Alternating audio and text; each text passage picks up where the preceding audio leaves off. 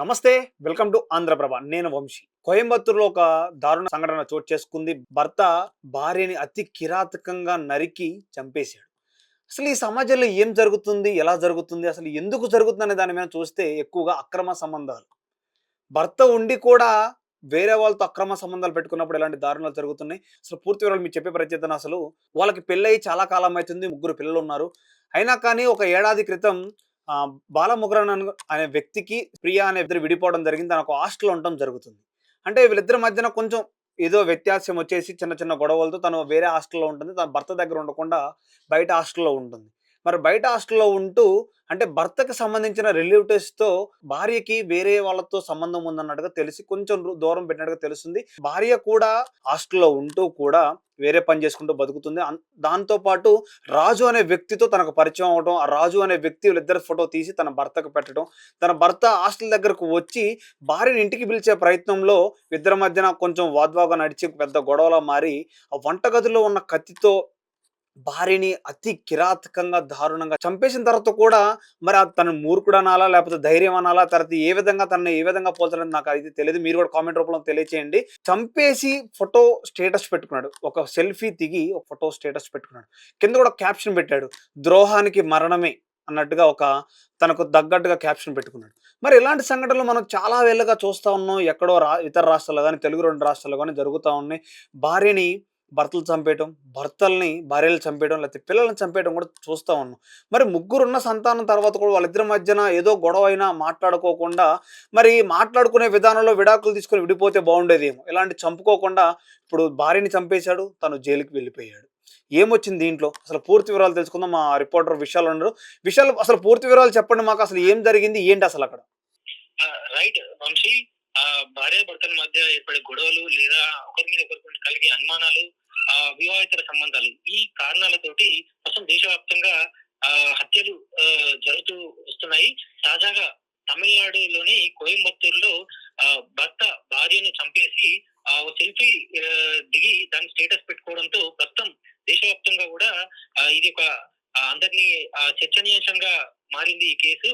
ముఖ్యంగా ఈ కేసు వివరాల్లోకి వెళ్తే బాలమురుగన్ అదేవిధంగా శ్రీప్రియ ఇద్దరు దంపతులు, వీరికి ఇద్దరు పిల్లలు ఉన్నారు.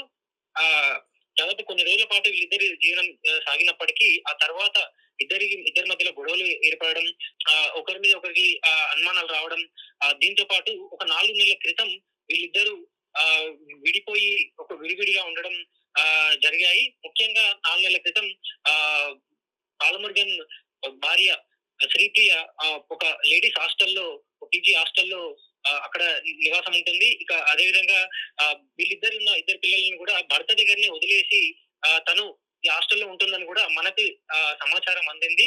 దీంతో పాటు ఆ భర్తకు సంబంధించిన బంధువు ఇసకి రాజా అనే వ్యక్తి ఈ బాలమురుగన్ బాధ్యతోటి కొన్ని రోజులుగా సన్నిహితంగా ఉండడం, వీళ్ళిద్దరూ కలిసి ఉన్నట్టుగా కూడా తను అనుమానాలు పెంచుకున్నాడు. అదేవిధంగా ఈ ఈ ఇప్పటికే ఈ ఇసకి రాజా అనే వ్యక్తికి ఈ పెళ్ళవ్వడం, ఆయనకు కూడా పిల్లలు ఉన్నారని కూడా విచారణలో తేలింది. ఇక సరిగ్గా ఈ రెండు రోజుల క్రితం తను బాలమురుగన్ నేరుగా లేడీస్ హాస్టల్లోకి వెళ్ళి అక్కడ తన భార్యని బతిమలాడి తన వద్దకు వచ్చేసేయాలి, ఇవన్నీ మానుకోవాలని చెప్పినప్పటికీ కూడా అక్కడ ఇద్దరి మధ్య మరోసారి గొడవ జరిగినట్టుగా కూడా పోలీస్ విచారణలో తేలింది. ఈ క్రమంలోనే ఒక్కసారిగా క్షణికావేశం పెంచుకొని ఆ తర్వాత విచక్షణ కోల్పోయి భర్త బాలమురుగన్ భార్యను అక్కడే ఆ హాస్టల్లో ఉండే కిచెన్ లో ఉన్న కత్తిని తీసుకొని తన మీద దాడి చేయడం. విశాల్, తను ప్రీ ప్లాన్డ్ గా వెళ్ళి తన భార్యని చంపేశాడా? లేకపోతే అన్ఎక్స్‌పెక్టెడ్ గా జరిగిన విషయమా ఇది? ఎప్పుడైతే 4 నెలల క్రితం బాలమురుగన్ ఇది అదేవిధంగా శ్రీప్రియ ఇద్దరు దంపతులు విడిపోయారో ఆ 4 నెలల పాటు కూడా భార్యని రావాలని కొన్నిసార్లు అడిగినట్టుగా కూడా తెలిసింది. ముఖ్యంగా భార్య ఎన్నిసార్లు భర్త అడిగినప్పటికీ కూడా రానని చెప్పకపోవడం, దానికి నో చెప్పడం కూడా ఈ విచారణలో తేలాయి. అయితే ఆ భర్త బంధువైన ఇసకి రాజాతో బాలమురుగన్ భార్య శ్రీప్రియ కొన్ని రోజులుగా సన్నిహితంగా ఉండడం, అంటే వాళ్ళిద్దరు పెళ్లి చేసుకోలేదు. ఇక్కడ ఈ బాలమురుగన్ డివర్స్ ఇలాంటివి ఏం జరగలేదు. కానీ ఆ భర్త బంధువు అయిన ఇసకి రాజా తోటి ఈ శ్రీప్రియ కలిసి ఉండడం, ఇప్పటికే ఆ ఇసకి రాజా అనే వ్యక్తికి పెళ్ళై వాళ్ళకు కూడా పిల్లలు ఉండడం, పిల్లలు ఉన్నారు. అయితే ఆ, వీరిద్దరి సన్నిహితంగా ఉండే ఫోటోలని కొన్ని బాలమురుగన్కి అవి చేరాయి. దీంతో బాలమురుగన్ ఇంకా కోపం పెంచుకోవడం, భార్య మీద ఆవేశం పెంచుకొని దేశాలు కూడా అన్ని పెంచుకున్నాడు. ఇంకా ఇప్పటికే ఇద్దరు పిల్లలని తను చూసుకుంటున్నాడు. వీళ్ళిద్దరికి, బాలమురుగన్ కి, శ్రీప్రియకి 10 ఏళ్ల బాబు, అదే విధంగా 3 ఏళ్ల కుమార్తె ఉన్నారు. ఈ ఇద్దరు పిల్లలని ఇప్పటికీ బాలమురుగన్ చూసుకుంటున్నాడు.